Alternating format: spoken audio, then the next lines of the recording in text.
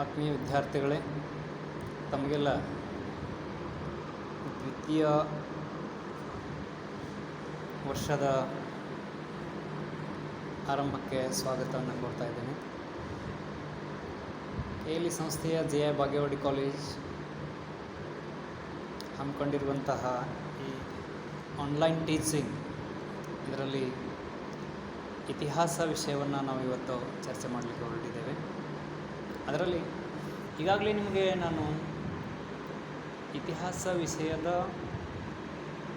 ಪಠ್ಯಕ್ರಮವನ್ನು ಈಗಾಗಲೇ ನಿಮಗೆ ಈ ಹಿಂದಿನ ಅವಧಿಯಲ್ಲಿ ನಿಮಗೆ ಕೊಟ್ಟಿದ್ದಾಗಿದೆ.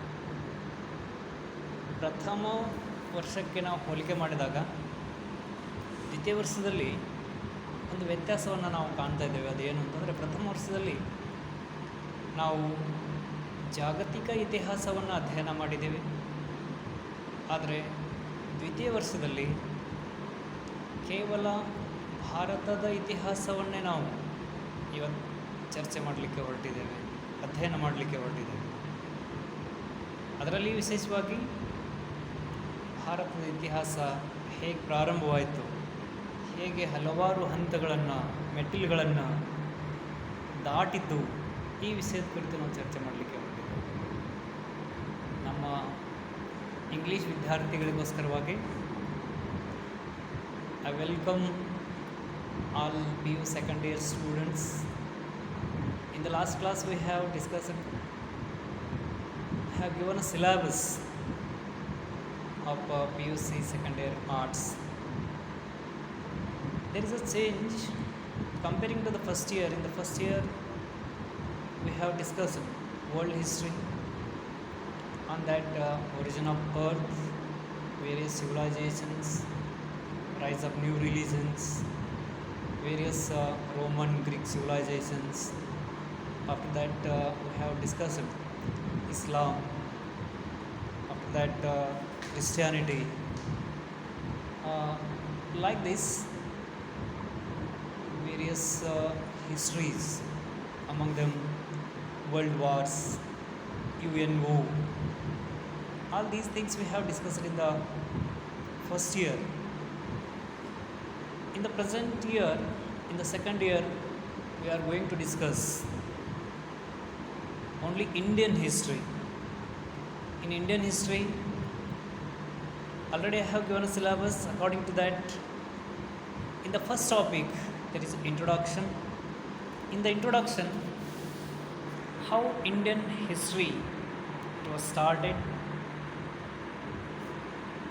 what is the impact of geography, Indian geography, how it made an impact on Indian history, what are the futures of Indian history. These things we are going to discuss.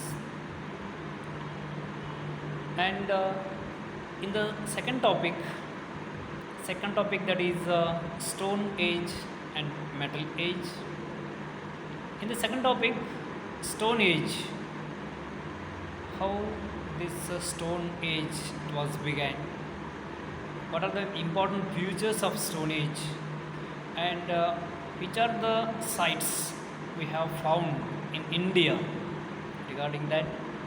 After that, the important Stone Age stages were Mesolithic, Paleolithic, Mesolithic and Neolithic. The important features and sites of these ages. Along with that, Metal Age. These things we are going to discuss in the second topic.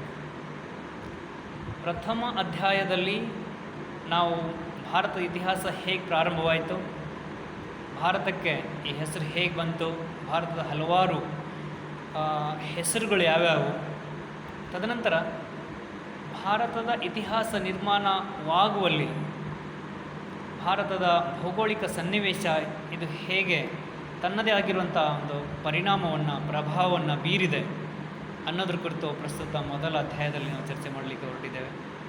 ಅದರ ಜೊತೆಗೆ ಭಾರತದ ಇತಿಹಾಸದ ಪ್ರಮುಖ ಲಕ್ಷಣಗಳು, ಮೂಲಾಧಾರಗಳು, ಈ ಎಲ್ಲ ವಿಷಯಗಳನ್ನು ಈ ಪ್ರಥಮ ಅಧ್ಯಾಯದಡಿಯಲ್ಲಿ ನಾವು ಚರ್ಚಿಸಲಿಕ್ಕೆ ಹೊರಟಿದ್ದೇವೆ. ಇದರ ನಂತರ ಎರಡನೇ ಅಧ್ಯಾಯ ಶಿಲಾಯುಗ ಮತ್ತು ಲೋಹಗಳ ಯುಗ. ಶಿಲಾಯುಗದಲ್ಲಿ ಮಾನವ ಪ್ರಾರಂಭಕ್ಕೆ ಶಿಲಾಯುಗ, ತದನಂತರ ಶಿಲಾಯುಗದಲ್ಲಿ ಮೂರು ಭಾಗಗಳನ್ನ ಮಾಡ್ತೇವೆ. ಅದರಲ್ಲಿ ವಿಶೇಷವಾಗಿ ಶಿಲಾಯುಗ, ತದನಂತರ ಮಧ್ಯಯುಗ, ನವಯುಗ ಅಥವಾ ಹೊಸ ಶಿಲಾಯುಗ, ಈ ರೀತಿ ಮೂರು ಭಾಗಗಳನ್ನ ಮಾಡ್ತೇವೆ. ಇದರ ಪ್ರಮುಖ ಲಕ್ಷಣಗಳು, ಭಾರತದಲ್ಲಿ ಯಾವ್ಯಾವ ಸ್ಥಳಗಳಲ್ಲಿ ಈ ಶಿಲಾಯುಗದ ಮಾನವ ವಾಸವಾಗಿದ್ದ, ಪ್ರಮುಖ ಸ್ಥಳಗಳು ಯಾವ್ಯಾವು, ಈ ವಿಷಯದ ಕುರಿತು ನಾವು ಚರ್ಚೆ ಮಾಡಲಿಕ್ಕೆ ಹೊರಟಿದ್ದೇವೆ. ತದನಂತರ ಲೋಹಗಳ ಯುಗ, ಇದರಲ್ಲಿ ಪ್ರಾರಂಭಕ್ಕೆ ಉತ್ತರ ಭಾರತದಲ್ಲಿ ಕಂಚಿನ ಒಂದು ಸಂಶೋಧನೆಯಾಗಿ ಕಂಚಿನ ಯುಗ ಪ್ರಾರಂಭವಾಗ್ತದೆ. ದಕ್ಷಿಣ ಭಾರತದಲ್ಲಿ ಕಬ್ಬಿಣದ ಯುಗ, ಕಬ್ಬಿನ ಸಂಶೋಧನೆಯಾಗಿ ಕಬ್ಬಿಣದಿಂದ ಮಾಡಲ್ಪಟ್ಟಂಥ ಹಲವಾರು ಸಾಮಗ್ರಿಗಳನ್ನು ಮನುಷ್ಯ ಉಪಯೋಗಿಸಲಿಕ್ಕೆ ಪ್ರಾರಂಭ ಮಾಡ್ತಾನೆ. ಅವುಗಳ ಕಬ್ಬಿಣದ ಯುಗ ಪ್ರಾರಂಭವಾಗ್ತದೆ. ಹೀಗೆ ಎರಡನೇ ಅಧ್ಯಾಯದಡಿಯಲ್ಲಿ ನಾವು ಶಿಲಾಯುಗ ಹಾಗೂ ಲೋಹಗಳ ಯುಗ ಈ ವಿಷಯಗಳ ಕುರಿತು ಚರ್ಚಿಸಲಿದ್ದೇವೆ. ಇನ್ನು ಮೂರನೇ ಅಧ್ಯಾಯದಲ್ಲಿ ನಾಗರಿಕತೆ, ಜಗತ್ತಿನ ಅತ್ಯಂತ ಪ್ರಾಚೀನ ನಾಗರಿಕತೆಗಳಲ್ಲಿ ಒಂದಾಗಿರುವಂತಹ, ಅದರಲ್ಲಿಯೂ ಭಾರತದ ಹೆಮ್ಮೆಯ ನಾಗರಿಕತೆ ಸಿಂಧು ನಾಗರಿಕತೆ. ಈ ಸಿಂಧು ನಾಗರಿಕತೆ ಭಾರತದಲ್ಲಿ ಹೇಗೆ ಬೆಳೆದು ಬಂತು, ಅದನ್ನು ನಾವು ಉತ್ಖನನಗಳಿಂದ ಹೇಗೆ ಅದನ್ನು ಗುರುತಿಸಿದೆವು, ಈ ಸಿಂಧು ನಾಗರಿಕತೆಯ ಪ್ರಮುಖ ಲಕ್ಷಣಗಳು ಯಾವ್ಯಾವು, ಈ ಸಿಂಧು ನದಿ ನಾಗರಿಕತೆಯ ಸಾಮಾಜಿಕ, ರಾಜಕೀಯ, ಆರ್ಥಿಕ, ಆಗಿನ ಕಾಲದ ಕಲೆ, ವಾಸ್ತುಶಿಲ್ಪ, ಇದು ಅಲ್ಲದೆ ಇಂತಹ ವೈಭವಯುತವಾಗಿ ಒಂದು ಸ್ಥಾಪಿತವಾಗಿರುವಂಥ ಈ ನಾಗರಿಕತೆ ಹೇಗೆ ಅಂತ್ಯವಾಯಿತು, ಈ ಮೊದಲಾದಂತಹ ಅಂಶಗಳನ್ನು ನಾವು ಮೂರನೇ ಅಧ್ಯಾಯದಡಿಯಲ್ಲಿ ಅಧ್ಯಯನ ಮಾಡಲಿಕ್ಕೆ ಹೊರಟಿದ್ದೇವೆ. Friends, in the third topic we are going to discuss one of the ancient civilization of the world, that is Indus Valley civilization. It is established in Indian territory.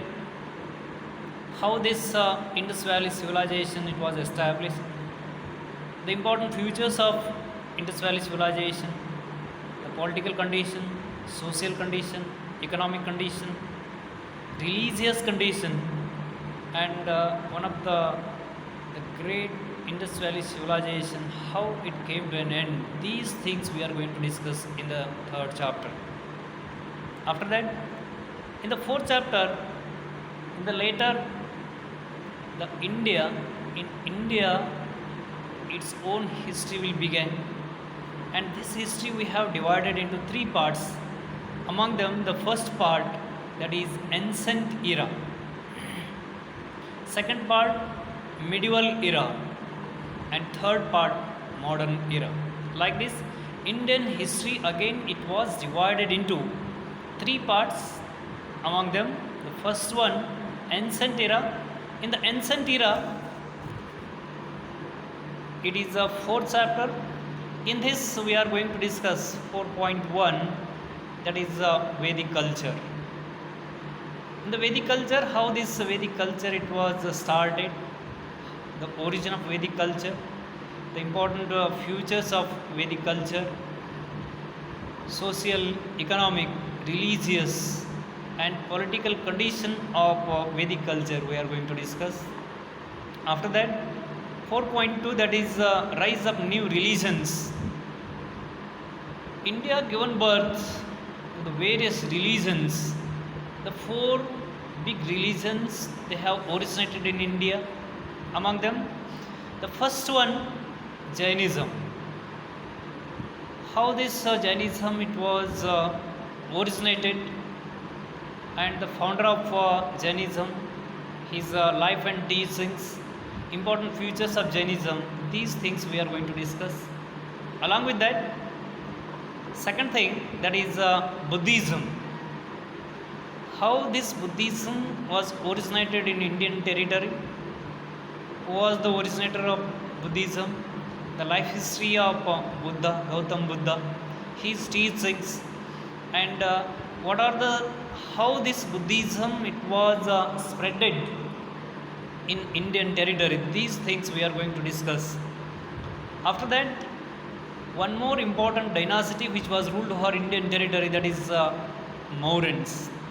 It is the first biggest dynasty which was ruled over Indian territory. The founder of Mauryan dynasty and the important are the famous rulers of Mauryan dynasty. These things we are going to discuss, especially Chandragupta Maurya, Kautilya, Ashoka, and the contribution which was given by Mauryan dynasty to the Indian culture. These things we are going to discuss in 4.3 concept. Along with that, Shatavahanas, how this dynasty it was originated, who was the founder of this dynasty, and the important kings of this dynasty we are going to discuss in 4.3. After this, 4.4, that is Kushanas. Kushanas, it is also one of the important dynasty which was ruled over India, and the famous ruler of this dynasty, his name is Kanishka. Along with that, one more important contribution of Kushanas, that is Gandhara art. The futures of Gandhara art, it is very important for your examination purpose. These things we are going to discuss in the 4.4 or Kushana's concept. After this, 4.5, one of the important dynasty which was ruled over India, that is Guptas. The important rulers of Gupta dynasty, and how this Gupta dynasty it was considered as the golden age.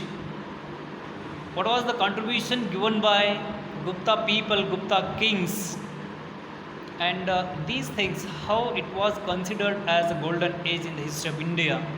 These things we are going to discuss in the 4.5 concept, that is Guptas. After that, one more important dynasty which was ruled over India, that is Cholas.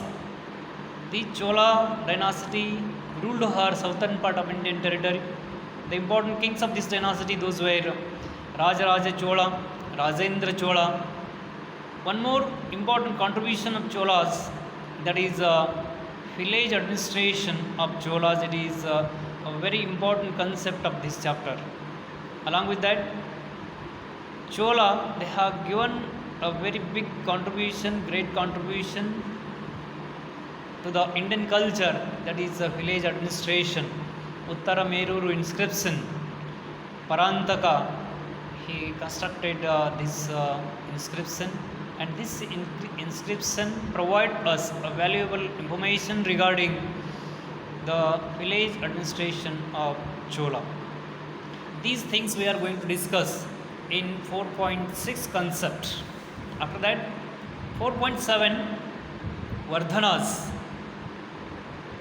In this concept, we are going to discuss the achievements of Harshavardhana, contributions of Vardhanas. After that, early Chalukyas of Badami. After that, the important kings of this dynasty, the important contributions which was given by Chalukyas of Badami. And after that, Pallavas. Pallava also one of the important dynasty which was ruled over southern part of Indian territory. And these three dynasties, they have given their own contribution to the Indian culture. These things we are going to discuss in 4.7 concept. After that, Rashtrakutas. Rashtrakutas, it is also one of the important dynasty which was ruled over India. Among them, the famous rulers were Govinda III and Amogavarsha and their cultural contributions.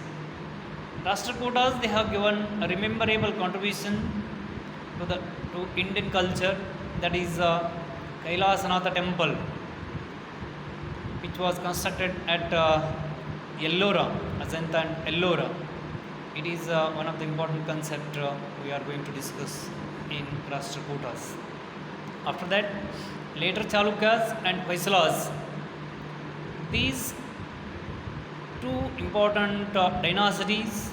They have given their own contributions. In the later Chalukyas, Vikramaditya VI, and in Hoysala, Vishnuvardhana, these two kings, they have given wonderful contribution to the Indian culture. Especially Hoysalas, they have given very good contribution to the in the field of art and architecture. These things we are going to discuss, and it is regarding the ancient era, which was considered in fourth chapter. ನಾಲ್ಕನೇ ಅಧ್ಯಾಯದಡಿಯಲ್ಲಿ ಭಾರತದ ಇತಿಹಾಸವನ್ನು 3 ಪ್ರಮುಖ ವಿಭಾಗಗಳಲ್ಲಿ ನಾವು ವಿಂಗಡಣೆ ಮಾಡಿದ್ದೇವೆ. ಅದರಲ್ಲಿ ವಿಶೇಷವಾಗಿ ಭಾರತದ ಇತಿಹಾಸ ಪ್ರಾಚೀನ ಯುಗ, ಮಧ್ಯಯುಗ ಮತ್ತು ಆಧುನಿಕ ಯುಗ ಎಂದು 3 ಭಾಗಗಳಲ್ಲಿ ವಿಂಗಡಣೆ ಮಾಡಲಾಗಿದೆ. ಅದರಲ್ಲಿ ವಿಶೇಷವಾಗಿ ಪ್ರಾಚೀನ ಯುಗ, ಈ ಪ್ರಾಚೀನ ಯುಗದ ಇತಿಹಾಸವನ್ನು 4ನೇ ಅಧ್ಯಾಯದಡಿಯಲ್ಲಿ ಸೇರಿಸಿದ್ದಾರೆ, ನಿಮಗೆ ಅಭ್ಯಾಸಕ್ಕೆ ಅಥವಾ ಪಠ್ಯಕ್ರಮಕ್ಕೆ ಅಳವಡಿಸಿದ್ದಾರೆ. ಅದರಲ್ಲಿ ಮೊದಲನೇ ಅಧ್ಯಾಯ ವೈದಿಕ ಸಂಸ್ಕೃತಿ. ಭಾರತದಲ್ಲಿ ಮೊದಲ ಬಾರಿಗೆ ಒಂದು ಇತಿಹಾಸ ಪ್ರಾರಂಭಿಸಿದವರು ಆರ್ಯರು. ಅದರಲ್ಲಿ ವೈದಿಕ ಸಂಸ್ಕೃತಿ ಹೇಗೆ ಅನುಷ್ಠಾನಕ್ಕೆ ಬಂತು, ಅದರ ಮೂಲ ಯಾವುದು, ಪ್ರಮುಖ ಲಕ್ಷಣಗಳು, ಅದರಲ್ಲಿ ಆರ್ಯರ ಸಾಮಾಜಿಕ, ಆರ್ಥಿಕ, ರಾಜಕೀಯ, ಧಾರ್ಮಿಕ ಜೀವನ, ಇವುಗಳನ್ನು ಪ್ರಸ್ತುತ ಅಧ್ಯಾಯದಡಿಯಲ್ಲಿ ನಾವು ಚರ್ಚೆ ಮಾಡಲಿದ್ದೇವೆ. ಅದೇ ರೀತಿಯಾಗಿ 4.2ರಲ್ಲಿ ಹೊಸ ಧರ್ಮಗಳ ಉದಯ. ಭಾರತ ಹಲವಾರು ಹೊಸ ಧರ್ಮಗಳಿಗೆ ಜನ್ಮ ನೀಡಿದೆ. ಅದರಲ್ಲಿ ಪ್ರಮುಖ ಧರ್ಮಗಳಾಗಿರುವಂಥ ಜೈನ ಧರ್ಮ ಮತ್ತು ಬೌದ್ಧ ಧರ್ಮದ ಕುರಿತಾಗಿ ಪ್ರಸ್ತುತ ವರ್ಷದಲ್ಲಿ ನಾವು ಅಧ್ಯಯನ ಮಾಡಲಿದ್ದೇವೆ. ಜೈನ ಧರ್ಮವನ್ನು ಸ್ಥಾಪನೆ ಮಾಡಿದವರು, ಅದನ್ನು ಏಳಿಗೆಗೊಳಿಸಿದವರು, ಪ್ರಚಾರ ಪಡಿಸಿದವರು ಮಹಾವೀರ. ಈ ಮಹಾವೀರನ ಜೀವನ ಹಾಗೂ ಆತನ ಬೋಧನೆಗಳನ್ನು, ಅದೇ ರೀತಿಯಾಗಿ ಬೌದ್ಧ ಧರ್ಮವನ್ನು ಸ್ಥಾಪಿಸಿರುವಂತಹ ಬುದ್ಧ, ಆತನ ಜೀವನ ಸಾಧನೆ, ಧರ್ಮ ಬೋಧನೆ, ಇವುಗಳನ್ನು ಪ್ರಸ್ತುತ ಅಧ್ಯಾಯದಡಿಯಲ್ಲಿ ನಾವು ಚರ್ಚೆ ಮಾಡಲಿಕ್ಕೆ ಹೊರಟಿದ್ದೇವೆ. ಇದರ ನಂತರ ಭಾರತದ ಮೊಟ್ಟ ಮೊದಲ ಒಂದು ವಿಶಾಲ ಸಾಮ್ರಾಜ್ಯ, ಅದು ಮೌರ್ಯ ಸಾಮ್ರಾಜ್ಯ. ಈ ಮೌರ್ಯ ಸಾಮ್ರಾಜ್ಯವನ್ನು ಸ್ಥಾಪನೆ ಮಾಡಿದವರು ಚಂದ್ರಗುಪ್ತ ಮೌರ್ಯ. ಅದೇ ರೀತಿಯಾಗಿ ಇದಕ್ಕೆ ಮಾರ್ಗದರ್ಶನ ನೀಡಿದವರು ಕೌಟಿಲ್ಯ. ಈ ಒಂದು ಸಾಮ್ರಾಜ್ಯದ ಪ್ರಮುಖ ಅರಸರೆಂದರೆ ಅಶೋಕ. ಈ ವಿಷಯಗಳನ್ನು, ಈ 3 ಮೌರ್ಯರ, ಚಂದ್ರಗುಪ್ತ ಮೌರ್ಯ, ಕೌಟಿಲ್ಯ, ಅಶೋಕ ಬೌದ್ಧ ಧರ್ಮದ ಪ್ರಚಾರಕ್ಕೋಸ್ಕರವಾಗಿ ಕೈಗೊಂಡಿರುವಂಥ ಕ್ರಮಗಳು, ಈ ವಿಷಯಗಳನ್ನು ನಾವು ಪ್ರಸ್ತುತ ಈ 4.3 ಈ ಅಧ್ಯಾಯದಡಿಯಲ್ಲಿ ನಾವು ಚರ್ಚೆ ಮಾಡಲಿದ್ದೇವೆ. ತದನಂತರ ಕುಶಾನರು. ಭಾರತವನ್ನು ಆಳಿರುವಂತಹ ಪ್ರಮುಖ ರಾಜಮನೆತನಗಳಲ್ಲಿ ಕುಶಾನರ ಸಾಮ್ರಾಜ್ಯ ಒಂದು. ಕುಶಾನರ ಪ್ರಸಿದ್ಧ ದೊರೆ ಕನಿಷ್ಕ, ಈತ ತನ್ನ ಸಾಮ್ರಾಜ್ಯವನ್ನು ವಿಸ್ತರಣೆ ಮಾಡಿದ್ದು ಚೀನಾ ಪ್ರಾಂತದಲ್ಲಿಯೂ ಕೂಡ ಅಥವಾ ಚೀನಾ ದೇಶದವರೆಗೂ ಕೂಡ ತಮ್ಮ ಅಥವಾ ಭಾರತದ ಒಂದು ಸಾಮ್ರಾಜ್ಯವನ್ನು ವಿಸ್ತರಣೆ ಮಾಡಿರುವಂಥ ಕೀರ್ತಿ ಕನಿಷ್ಕನಿಗೆ ಸಲ್ಲುತ್ತದೆ. ಇಂತಹ ಕನಿಷ್ಕ ಹಾಗೂ ಕುಶಾನರು ಭಾರತದ ಸಂಸ್ಕೃತಿಗೆ ತಮ್ಮದೇ ಆಗಿರುವಂಥ ಒಂದು ಕೊಡುಗೆಯನ್ನು ಕೊಟ್ಟಿದ್ದಾರೆ. ಅದರಲ್ಲಿ ವಿಶೇಷವಾಗಿ ಗಂಧಾರ ಕಲೆಯನ್ನು ಸೃಷ್ಟಿ ಮಾಡಿದವರು, ಗಾಂಧಾರ ಕಲೆಯನ್ನು ಅನುಷ್ಠಾನಕ್ಕೆ ತಂದವರು ಕುಶಾನರು. ಈ ಕುರಿತಾಗಿರುವಂತಹ ವಿವರಣೆಯನ್ನು ನಾವು 4.4 ಈ ಅಧ್ಯಾಯದಡಿಯಲ್ಲಿ ನಾವು ಚರ್ಚೆ ಮಾಡಲಿದ್ದೇವೆ. ತದನಂತರದಲ್ಲಿ ಗುಪ್ತರು. ಗುಪ್ತರ ಒಂದು ಯುಗವನ್ನು ಸುವರ್ಣ ಯುಗ ಅಂತ ನಾವು ಇತಿಹಾಸದಲ್ಲಿ ಪರಿಗಣಿಸಿದ್ದೇವೆ. ಈ ಸುವರ್ಣ ಯುಗ ಅಂತ ಕರೆಯಲಿಕ್ಕೆ ಕಾರಣ ಏನು? ಅವರು ಮಾಡಿರುವಂತಹ ಸರ್ವಾಂಗೀಣ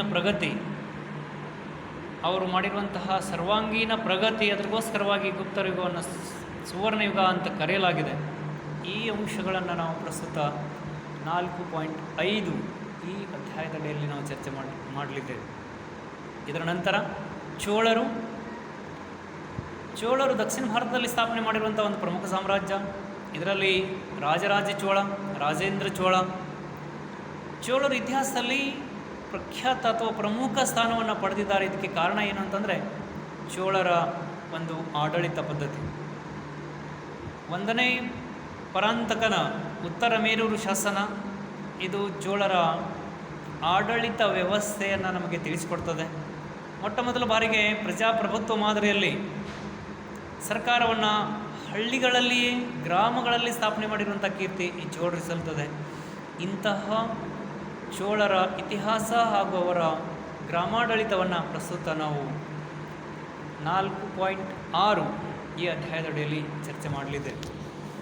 ತದನಂತರ ಬಂದಿರುವಂಥ ಪ್ರಮುಖ 3 ರಾಜಮನೆತನಗಳು, ಅದರಲ್ಲಿ ವರ್ಧನರು, ಆರಂಭದ ಚಾಲುಕ್ಯರು ಹಾಗೂ ಪಲ್ಲವರು. ವರ್ಧನರ ಪ್ರಖ್ಯಾತ ದೊರೆ ಹರ್ಷವರ್ಧನ, ಆರಂಭದ ಚಾಲುಕ್ಯರ ಪ್ರಖ್ಯಾತ ದೊರೆ 2ನೇ ಪುಲಕೇಶಿ, ಪಲ್ಲವರು ಮಹೇಂದ್ರವರ್ಮ. ಈ ಪ್ರಮುಖ ಅರಸರುಗಳ ಸಾಧನೆ, ಅದರ ಜೊತೆಗೆ ಈ 3 ರಾಜಮನೆತನಗಳು ಭಾರತೀಯ ಸಂಸ್ಕೃತಿಗೆ ಕೊಟ್ಟಿರುವಂತಹ ಕೊಡುಗೆಯನ್ನು ನಾವು ಪ್ರಸ್ತುತ ಈ 4.7 ಈ ಅಧ್ಯಾಯದಡಿಯಲ್ಲಿ ನಾವು ಚರ್ಚೆ ಮಾಡಲಿದ್ದೇವೆ. ಇದರ ನಂತರ ರಾಷ್ಟ್ರಕೂಟರು, ಭಾರತವನ್ನು ಆಳಿರುವಂತಹ ಪ್ರಮುಖ ರಾಜಮನೆತನಗಳಲ್ಲಿ ರಾಷ್ಟ್ರಕೂಟ ಮನೆತನ ಒಂದು. ರಾಷ್ಟ್ರಕೂಟರು ವಿಶಾಲ ಸಾಮ್ರಾಜ್ಯವನ್ನು ಸ್ಥಾಪನೆ ಮಾಡೋದ್ರ ಜೊತೆಗೆ ಭಾರತೀಯ ಕಲೆ ವಾಸ್ತು ಶಿಲ್ಪಕ್ಕೆ ಮರೆಯಲಾರದಂತಹ ಕೊಡುಗೆಯನ್ನು ನೀಡಿದ್ದಾರೆ. ಅವರು ನಿರ್ಮಾಣ ಮಾಡಿರುವಂತಹ ಕೈಲಾಸನಾಥ ದೇವಾಲಯ, ಎಲ್ಲೋರದಲ್ಲಿರುವಂತಹ ಕೈಲಾಸನಾಥ ದೇವಾಲಯ, ಒಂದೇ ಶಿಲೆಯಲ್ಲಿರುವಂತಹ ಈ ದೇವಾಲಯ ನಿಜಕ್ಕೂ ಜಗದ್ವಿಖ್ಯಾತವಾಗಿರುವಂತಹ ದೇವಾಲಯವನ್ನು ರಾಷ್ಟ್ರಕೂಟರು ನಿರ್ಮಾಣ ಮಾಡಿದ್ದಾರೆ. ಇವರ ಚರಿತ್ರೆಯನ್ನು, ಅವರು ನೀಡಿರುವಂತಹ ಸಾಂಸ್ಕೃತಿಕ ಕೊಡುಗೆಗಳನ್ನು ಪ್ರಸ್ತುತ 4.8 ಈ ಅಧ್ಯಾಯದಡಿಯಲ್ಲಿ ನಾವು ಚರ್ಚೆ ಮಾಡಲಿದ್ದೇವೆ. ಇದರ ನಂತರದ ಚಾಲುಕ್ಯರು ಹಾಗೂ ಹೊಯ್ಸಳರು. ನಂತರದ ಚಾಲುಕ್ಯರಲ್ಲಿ 6ನೇ ವಿಕ್ರಮಾದಿತ್ಯ ಹಾಗೂ ಹೊಯ್ಸಳರಲ್ಲಿ ವಿಷ್ಣುವರ್ಧನ. ಈ ಇಬ್ಬರು ರಾಜರುಗಳ ಪ್ರಮುಖ ಸಾಧನೆಗಳು ಹಾಗೂ ಅವರ ಸಾಂಸ್ಕೃತಿಕ ಕೊಡುಗೆಗಳು, ಭಾರತೀಯ ಸಂಸ್ಕೃತಿಗೆ ವಿಶೇಷವಾದಂಥ ಕೊಡುಗೆಯನ್ನು ನೀಡಿದ್ದಾರೆ. ಈ ಕೊಡುಗೆಗಳನ್ನು ನಾವು ಪ್ರಸ್ತುತ ಈ 4.9 ಈ ಅಧ್ಯಾಯದಡಿಯಲ್ಲಿ ನಾವು ಚರ್ಚೆ ಮಾಡಲಿದ್ದೇವೆ. ಹೀಗೆ ಇದು ಮಕ್ಕಳೇ, ನಾವು ಇಲ್ಲಿಯವರೆಗೆ ಭಾರತದ ಇತಿಹಾಸ, ಅದರಲ್ಲಿಯೂ PUC ದ್ವಿತೀಯ ವರ್ಷಕ್ಕೆ ಇತಿಹಾಸ ಪಠ್ಯಕ್ರಮವನ್ನು ನಿಗದಿ ಮಾಡಿದ್ದಾರೆ. ಅದರಲ್ಲಿ ಯಾವ್ಯಾವ ಪ್ರಮುಖ ಅಂಶಗಳು ಬರುತ್ತವೆ, ಯಾವ ಅಂಶಗಳನ್ನು ನಾವು ವರ್ಷವಿಡೀ ಚರ್ಚೆ ಮಾಡಲಿಕ್ಕೆ ಹೊರಟಿದ್ದೇವೆ, ಈ ವಿಷಯದ ಕುರಿತು ನಾವು ಇಲ್ಲಿಯವರೆಗೆ ಚರ್ಚೆ ಮಾಡಿದ್ದೇವೆ. ಇದು 4 ಅಧ್ಯಾಯಗಳು ಹಾಗೂ ಇನ್ನುಳಿದ 2 ಅಧ್ಯಾಯಗಳನ್ನು ನಾವು ಇನ್ನೊಂದು ಅವಧಿಯಲ್ಲಿ ಚರ್ಚಿಸೋಣ. ಎಲ್ಲರಿಗೂ ಶುಭ ಮಧ್ಯಾಹ್ನ.